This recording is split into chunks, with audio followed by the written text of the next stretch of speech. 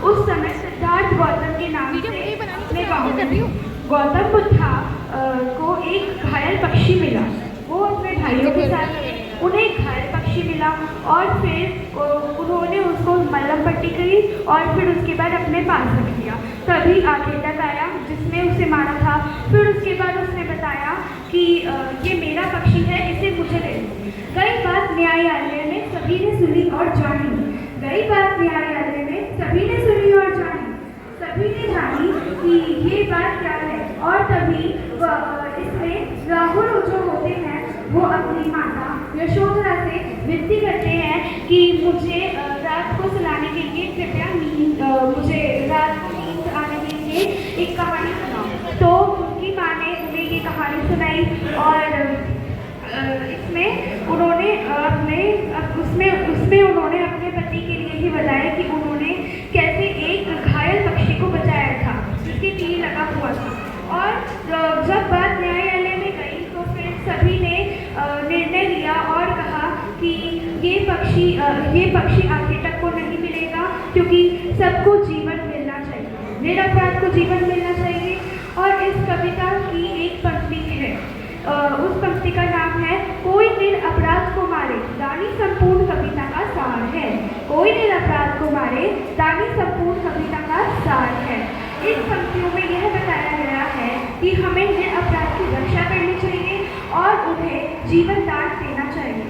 और हम जानते हैं कि गौतम बुद्धा के बाल गुंडारे क्यों थे। वो इसलिए क्योंकि जब गौतम बुद्धा सब कुछ छोड़ के अपना तप कर रहे थे तो उन्होंने अपने बालों का मुंडन करवा लिया और गर्मी और धूप बहुत तेज थी, इस वजह से उन्हें बहुत गर्मी लगती। तभी एक गूंगा उनके पास था और फिर उसने सोचा कि गौतम बुद्धा के सर पर इतनी धूप लग रही है, कहीं इस वजह से उनका तप ना टूट जाए। इसलिए वो उनके सर पे गया और उनके साथ बहुत सारे गूंगे आए। माना जाता है कि वे गूंगे 108 थे और उन्होंने एक टोपी बनाई। और कई साल बीत गए गौतम बुद्धा की तपस्या को और फिर उन्होंने अपना शरीर त्याग दिया। तभी उन्होंने उस गूंगों को अपने सर पर धारण कर लिया। अब मैं आपको एक चीज और बताना चाहता हूँ, गौतम बुद्धा का अंतिम संदेश। जब खाने की वजह से उनकी तबीयत खराब हो गई थी तो फिर उनके शिष्यों ने उन्हें एक वृक्ष के नीचे लिटाया गया और सभी ने उनका अंतिम संदेश सुना। सभी उनका अंतिम संदेश सुन रहे थे। गौतम बुद्धा ने कहा अब दीपो भव, अर्थात अपने दीपक खुद बनिए। इसीलिए मैं अपनी स्पीच को यहीं पर ही खत्म करता हूँ। धन्यवाद। अरुण सिंह जी इतना जी इसलिए लगा रहा हूँ कि ऊर्जा और क्षमता बहुत अच्छी बात है। अब मैं हमारे बहुत आदरणीय सम्मानित, तो ये कॉमन चीज हमें याद रखनी चाहिए। तो मैं उसके बारे में बस इतना ही कहूँगा कि मजिस्ट्रेट जब शुरू में लगता है जुडिशल मजिस्ट्रेट वो होता है और जो आखिर में डिस्ट्रिक्ट जज में होता है वो डिस्ट्रिक्ट एंड सेशन जज होता है। तो मैं डिस्ट्रिक्ट एंड सेशन जज दिल्ली से रिटायर हुआ हूँ और सादा डिस्ट्रिक्ट से हुआ हूँ। मैं हमेशा ये कोशिश करता रहा अपने स्टूडेंट टाइम से कि भगवान बुद्ध को और डॉक्टर साहब को मैं कैसे श्रद्धांजलि पेश करूं। तो उसके लिए मैंने हमेशा स्टूडेंट टाइम से ही और सर्विस के दौरान ये काम किया कि उनको मैं कुछ श्रद्धांजलि अर्पित करूं। स्टूडेंट टाइम में मैंने क्या किया, जब मैं LLM दिल्ली यूनिवर्सिटी से कर रहा था तो मैंने एक अपना डिसर्टेशन लिखा, रिजर्वेशन इन एजुकेशनल इंस्टीट्यूशंस। क्या आधार थे, क्योंकि इसके ऊपर बहुत सारी चीजें हैं जो आज एजुकेशन का हाल है, सब पता है। एजुकेशन जो एक ऐसी चीज है जिससे हम सम्मान पाते हैं, नौकरी पाते हैं, हमारी जीवन शैली उत्तम होती है, वो आज इतनी महंगी हो गई है जिसको हम जो मिडिल क्लास लोग हैं वो भी अपने बच्चों को अच्छे स्कूल में शिक्षा देने में एक परेशानी महसूस करते हैं। हमारे शिक्षा के क्षेत्र में बहुत ही कम ऐसे इंस्टीट्यूट हैं जो हम ये कहें कि हम जो बच्चे हैं जिनका एडमिशन और कहीं नहीं मिल पाया, हम उनको एडमिशन दे, कोई यूनिवर्सिटी बनाए, कोई शिक्षण संस्थाएं बनाए, हमारी नेग्लिजिबल ऐसी संस्थाएं हैं। तो हमें प्रयास करना चाहिए कि हम इतने लोग हैं, कुछ शिक्षा के क्षेत्र में भी काम करें। और अभी भंते साहब से उन्होंने बताया कि हम भंते क्या कर सकते हैं अगर आप सहयोग नहीं दोगे। बाबा साहब ने तो आर्टिकल 29-30 लिख दिया है कि सबको अपना धर्म को विस्तार करने का, प्रोपोगेट करने का अधिकार है। लेकिन क्या हम कर रहे हैं? क्या हमने क्या बौद्ध धर्म को फैलाया है? क्या हम बौद्ध धर्म की जो रिचुअल से उसको मानते हैं, या हम अभी भी जो पाखंडवाद है उसमें उलझे हुए हैं? तो ये सोचने वाली बात है। अब जब मैंने सर्विस ज्वाइन की 1984 में, तो मैं पीएचडी करना चाहता था कि शेड्यूल कास्ट के ऊपर जो अत्याचार है उसको कैसे रोके। ऐसा नियम है यूनिवर्सिटी में कि जो नौकरी करता है बिना छुट्टी लिए हुए पीएचडी नहीं कर सकता। तो इसको संभालने में, इसको मैनेज करने में मैंने 5 साल लिए और उनको समझाया कि मैं तिमारपुर में रहता हूँ, 30,000 में काम करता हूँ, 4 बजे मेरी छुट्टी हो जाती है, दिल्ली यूनिवर्सिटी बीच में है, आप छुट्टी नहीं लोगे ना, इसके हटा दोगे तो भी मैं काम करूँगा। तो वो कन्विंस हुए और मैंने 2000 में पीएचडी लिखी, legally combating atrocities on the scheduled caste and scheduled tribe. कानून के द्वारा SC/ST के ऊपर जो अत्याचार है उसको कैसे रोकें। लेकिन मैंने सर्वे किया बाद में, और अगर आज मैं पूछूं कि क्या आपने ये किताब कभी पढ़ी है, सुनी है, देखी है, तो 1% के लोगों को पता नहीं है कि ये ऐसी कोई किताब मार्केट में है। आपसे भी पूछता हूँ, कभी आपने सुना है इसके बारे में? Legally combating atrocities on the SC/ST। इस सभा में भी एक साल भी नहीं है। तो बाबा साहब हमें ये कह के गए थे कि हम जागृत रहें। जागृत रहने का मतलब है कि हम अपने साहित्य के बारे में भी पता रखें, अपने ऊपर क्या अत्याचार हो रहे हैं उसके बारे में पता रखें, हमारे जो ब्रदर हैं, सिस्टर्स हैं, उनको क्या परेशानी है उसके बारे में भी पता हो, और उसका निवारण कैसे हो उसका भी हम समाधान करें। लेकिन क्या हम कर रहे हैं? या फिर हम जैसे मंत्री साहब ने कहा था कि एक बुद्ध पूर्णिमा को आएंगे, प्रोग्राम करेंगे, एक साल फिर भूल जाएंगे। ऐसे 14 अप्रैल को आएंगे, अम्बेडकर जयंती मनाएंगे और फिर भूल जाएंगे। क्या हम एक साल तक सोचते हैं कि हमने क्या किया? सोचना पड़ेगा, हम लोगों को काम करना पड़ेगा। अब मैं ऐसी सर्विस में था कि जहाँ कोई स्पीच नहीं दे सकता था, जो किसी सभा में बोल नहीं सकता था। जुडिशरी ऐसी एक सर्विस है जहाँ टोटल पाबंदी है। आपने किसी जज को भाषण देते हुए कभी नहीं देखा होगा, ना वो किसी मंच में जाता। Society for implementation of affirmative action in combating of vice crime, जो हमारे लिए आर्टिकल 14, 15, 16 उसमें अधिकार दिए गए हैं। हम महसूस करते हैं कि सर्विस में, एजुकेशन में और पॉलिटिक्स में भी हमें वो अधिकार नहीं मिल रहे हैं।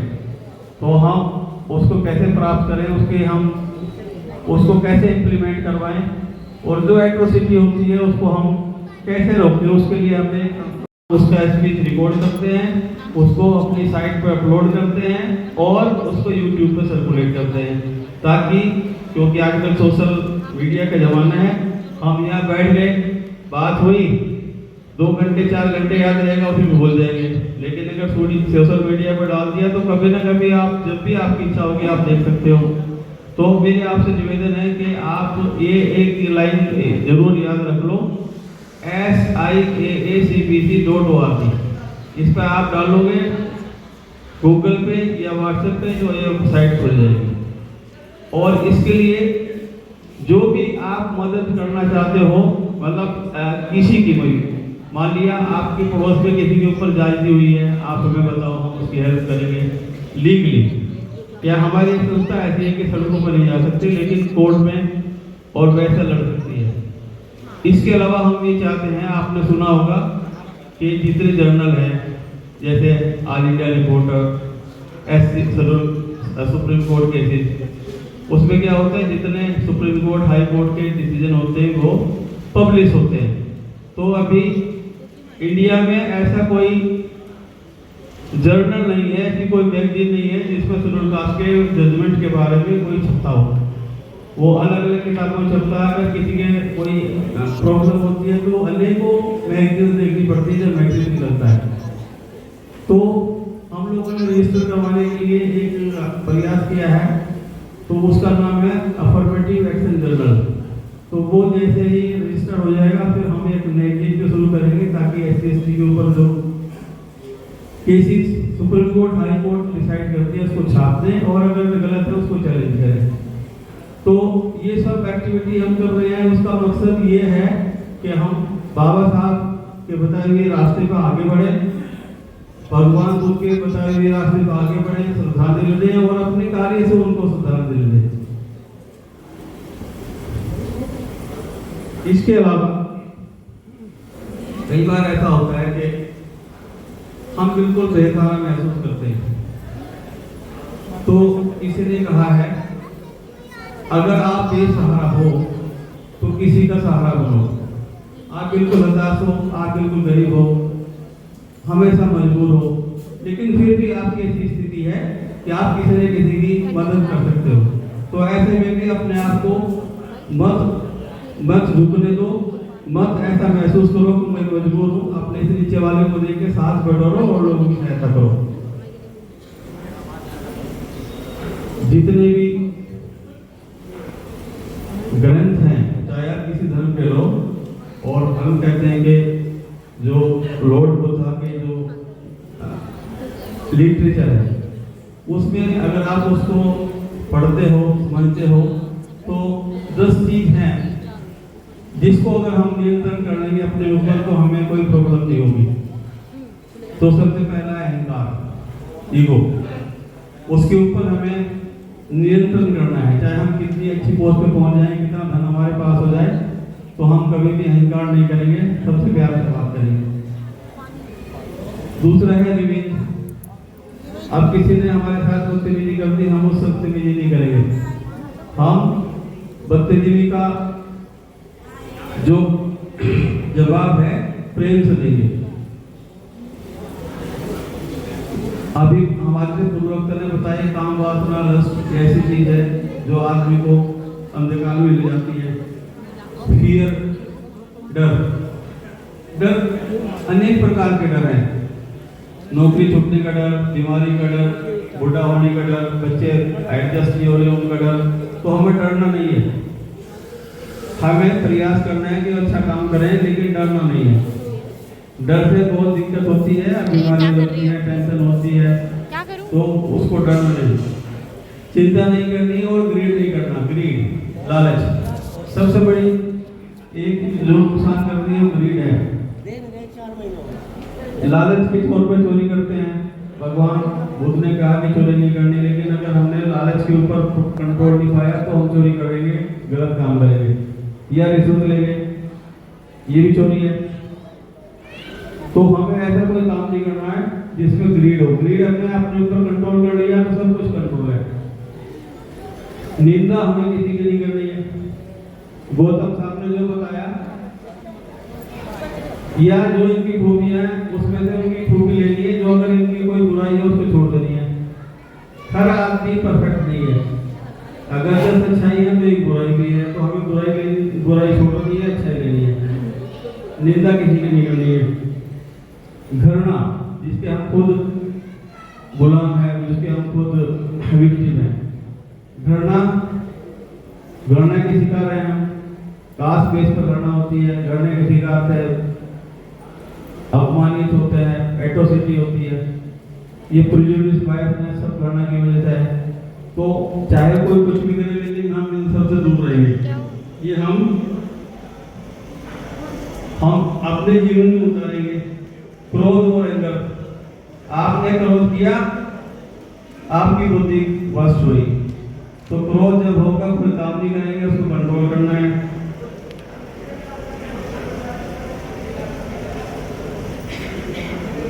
अब दूसरी बात यह है कि क्या हम दूसरों की मदद इनफैक्ट कर रहे हैं, हम कितने लोगों इससे प्यार से बात करते हैं। अब ये देखना यह है किसी आदमी का चरित्र उससे पता लगता है। हमने विश्वास का सारा बोझ अपने ऊपर ढोए हुए, पता नहीं कौन से देवता को हम आज मान रहे हैं, कल कौन से को मानेंगे। तो ये कुछ ऐसी विडंबना है जो हमारी सोच से बाहर है। आदमी सोचता है एक बात नहीं चली भाई, एक को बताइए कि मेरा भगवान ये है, कल दूसरा भगवान आ जाएगा, परसों तीसरा आ जाएगा और नेक्स्ट डे कोई और आ जाएगा। तो देखिए ये सारा काल्पनिक है और बिल्कुल टेम्पररी है। ऐसी भावना हमें या हमारे दिमाग में नहीं होनी चाहिए। भगवान ने सीधा कहा है त्रिशरण मानिए, पंचशील मानिए, अष्टांगिक मार्ग मानिए और आपका जीवन इसी में सारा कुछ आपको देखने को मिलेगा। यदि आप 10 मिनट भी 5 मिनट भी कंसंट्रेशन करते हैं, सोचते हैं, तो आपको अच्छी बात सुनेगी, अच्छी बात सुनते आपके दिमाग में आएगी। लेकिन आज हम देखते हैं कि सारा इंसान इतना जकड़ा हुआ है, 1 मिनट का टाइम भी वो कभी कंसंट्रेशन में नहीं देना है। देखिए एक्सपेरिमेंट करिए भाई, आप 5 मिनट करिए, फिर 10 मिनट करिए, फिर 15 मिनट करिए। इस तरह से आप अपनी कंसंट्रेशन पावर को करेंगे और जितना भी आप कंसंट्रेशन करेंगे इतना ही आत्मज्ञान आपको, और इतना ही जो आडंबर हैं, झूठ है, तूफान है, अंधविश्वास है, इतना ही दूर हो जाएंगे उनसे। आप करके देखिए, प्रैक्टिकल है। भगवान ने कहा है कि प्रैक्टिकल करिए आप और प्रैक्टिकल करके देखिए। यदि आपको कुछ अनुभव मिलता है तो आप करिए। यदि 1-2 महीना, 4 महीना, 6 महीने आपको कोई लाभ नहीं होता तो देख लो, शायद आप छोड़ नहीं सकते। आप ये जरूर, मेरा सभी भाइयों से बहनों से अनुरोध है कि वो 10 मिनट 5 मिनट पहले अपनी पावर को 5 मिनट बढ़ाएंगे, 10 मिनट, 15 मिनट, और एकांत में होकर कंसंट्रेशन करिए। दुनियादारी तो चलती रहती है, जीवन में आता है, जाता है, खेलता है, खाता है, सारा जीवन ऐसे ही आपका व्यर्थ जा रहा है। इसकी कोई वैल्यू नहीं है। आप कीड़े मकोड़ों का जीवन जी रहे हैं। आप सोचिए, कभी सोचिए एकांत में बैठकर कि हम कहाँ हैं, हमें क्या करना चाहिए और हमें क्या नहीं करना चाहिए। सत्य से आप बहुत दूर हैं और इसी वजह से भगवान ने कहा है जब सत्य से आप दूर होंगे तो आप दुखी रहेंगे, दुखी रहेंगे, सुखी नहीं रहेंगे। पहले जीवन में आपका जीवन एक ऐसा जीवन है जो सुख के लिए, इस संसार के जितने भी लाभ हैं, जितने भी आराम हैं, उनको प्राप्त करने के लिए आप पैदा हुए हैं। ठीक है, आप उनका उपभोग करिए, लेकिन सोच समझ के करिए।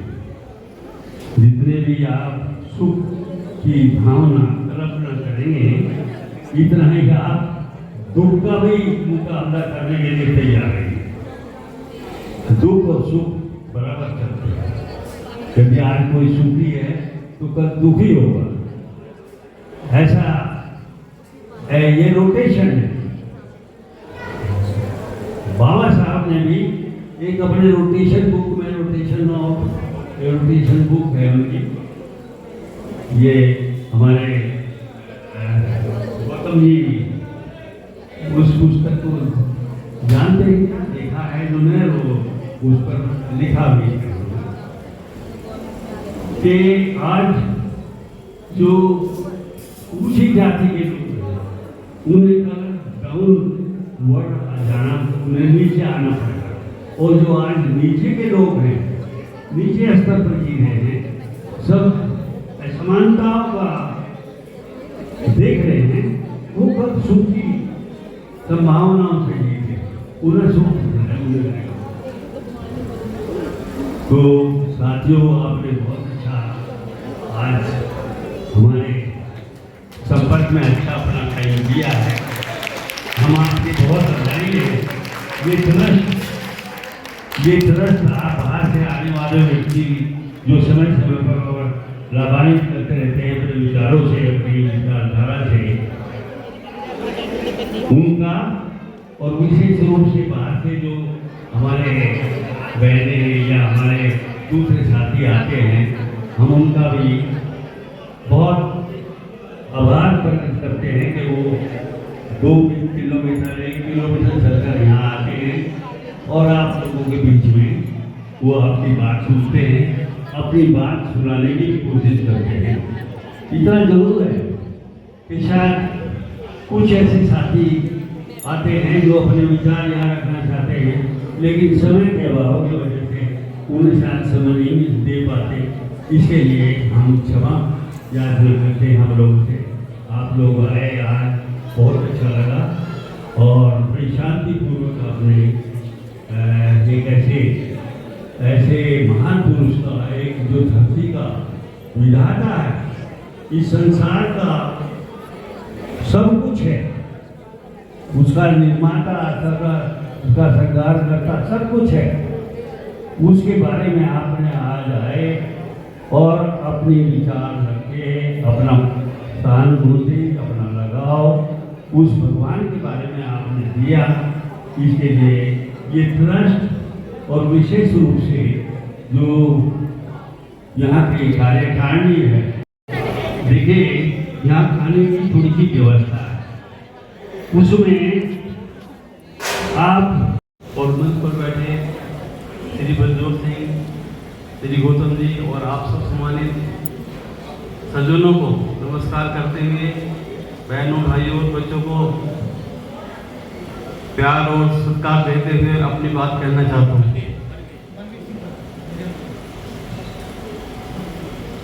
आज का दिन बड़ा ही उत्तम दिन है, क्योंकि आज भगवान बुद्ध का जन्मदिन भी है